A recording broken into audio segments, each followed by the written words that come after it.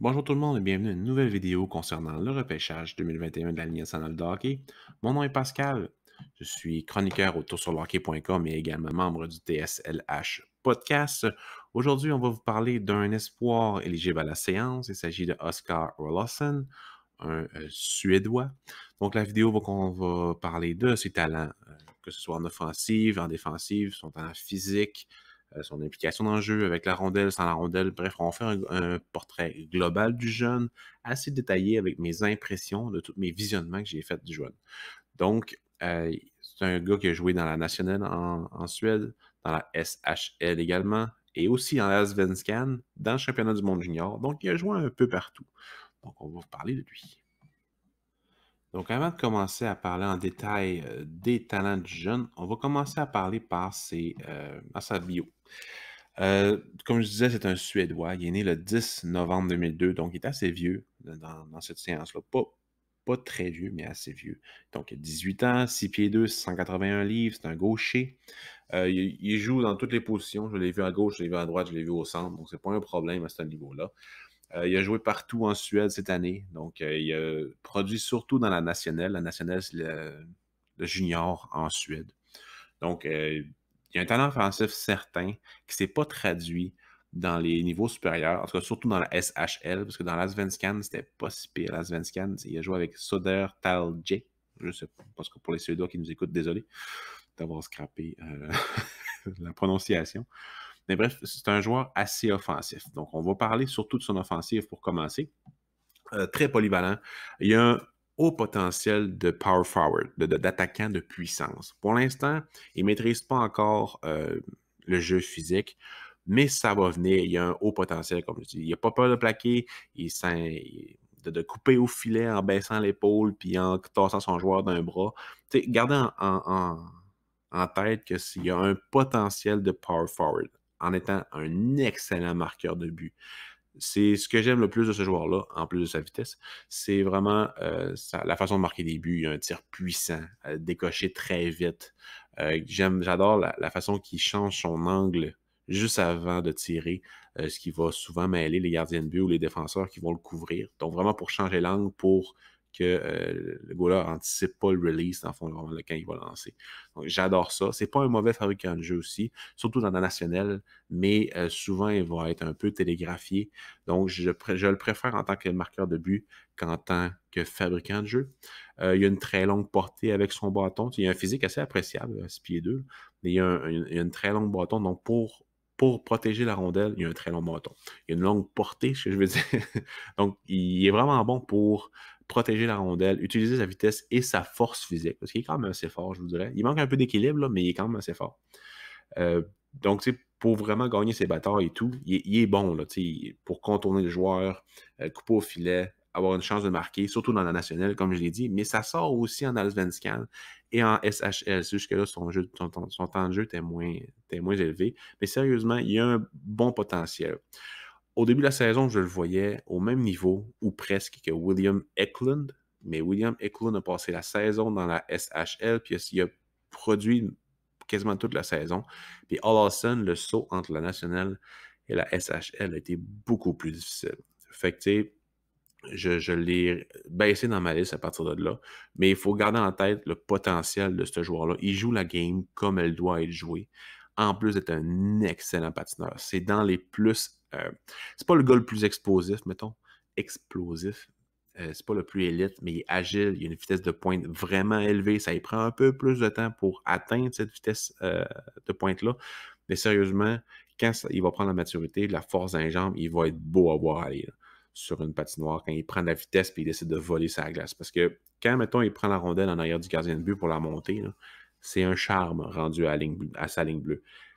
Il vole sa glace, le gilet au vent. Fait que, sérieusement, il y a vraiment un bon potentiel à ce niveau-là. Quand il va avoir pris la maturité, la force physique, watch out, les recruteurs vont l'adorer.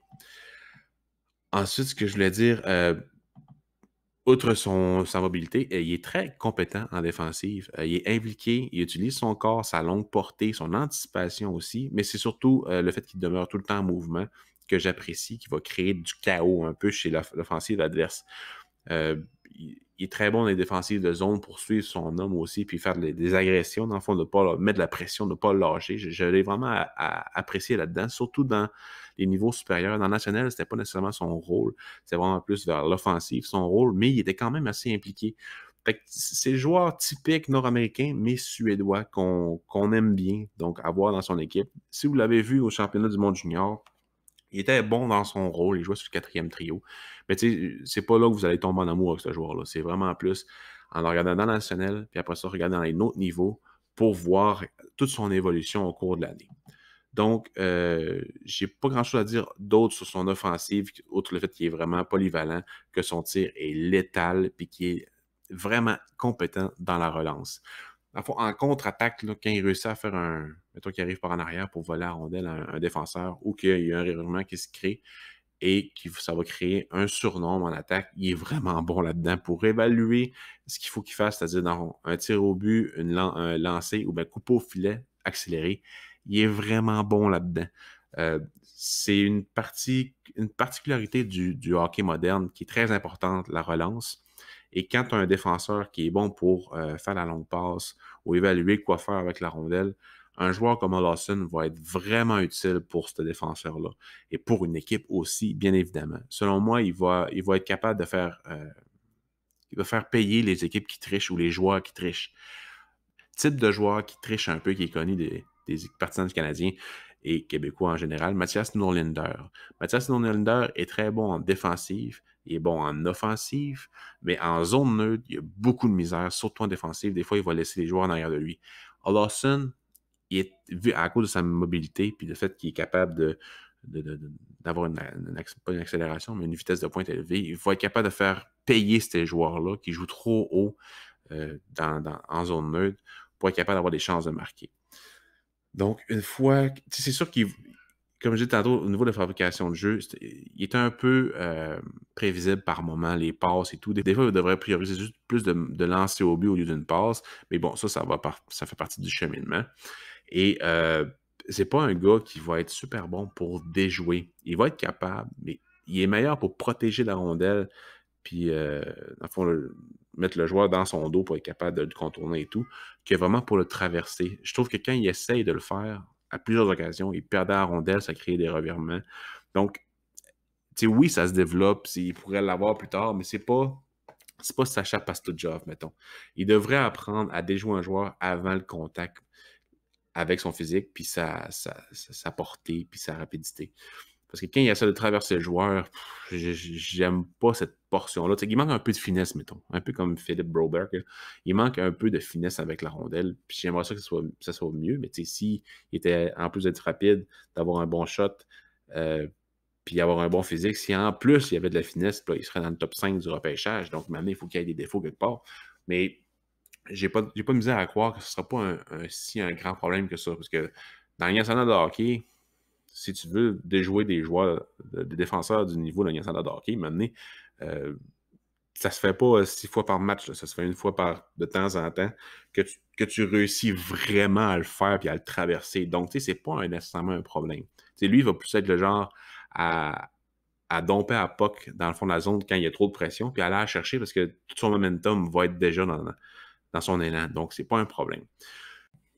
Donc, ça fait pas mal le tour de ce que je voulais vous dire concernant Oscar Lawson. Il faut penser à un typique power forward, attaquant de puissance, qui est capable de marquer des buts et qui n'a pas encore maîtrisé l'aspect physique de la chose. Ça va venir, d'après moi, quand il va passer en Amérique du Nord, il va être encore meilleur, selon moi, à jouer avec des meilleurs joueurs et à être utilisé dans des situations qui est bon. D'après moi, ça va bien aller. Dans la nationale, il pouvait tout faire sur la glace parce que physiquement, il dominait le monde à cause de comment il plaquait, mais surtout à cause de son... Il est quand même assez intelligent. Là. Ses talents offensifs sont impressionnants quand on le regarde jouer dans la nationale. Mais tu vois dans le hockey professionnel que c'est un peu plus difficile. Bref, il a un très bon potentiel. Je le vois sortir en première ronde, top 20, top 15 aussi. Tu sais, ça ne m'étonnerait pas, sérieusement, parce que je pense que l'aspect physique va vraiment attirer les recruteurs. Donc, ça ne m'étonnerait pas qu'il sorte assez tôt. Surtout que c'est un Suédois. C'est une nationalité qui est prisée. On va se le dire. C'est une nationalité qui est très prisée par les recruteurs. C'est un pays qui est très, très, très recruté, qui est visé par le recrutement. dans la Ligue nationale de hockey. Il a joué toute la saison aussi, fait que ça aide beaucoup, parce que le monde, ils l'ont vu jouer dans 4 ligues au total, quasiment. Fait que, tu sais, c'est pas un problème. En plus, dans le championnat du monde junior, qui n'a pas été mauvais. Donc, tu sais, selon moi, les recruteurs le connaissent très bien. Donc, ça pourrait l'aider au repêchage. Donc, je vous remercie de partager la vidéo, de la commenter. Je suis toujours disponible pour répondre aux questions, que ce soit par Facebook, dans les commentaires ou en privé sur la page Facebook de toursurlehockey.com. Que ce soit sur le Discord, sur Twitter. Moi, sur Twitter, je suis toujours là. Mon téléphone est toujours ouvert. Donc, si vous me posez des questions, il n'y a pas de problème. Je vais répondre. Je suis toujours présent, sauf la nuit, mettons. Mais même là, j'ai des enfants, donc il n'y a pas de problème. Tout le temps réveillé. Fait que je vous remercie beaucoup d'avoir écouté et on se revoit pour une prochaine vidéo.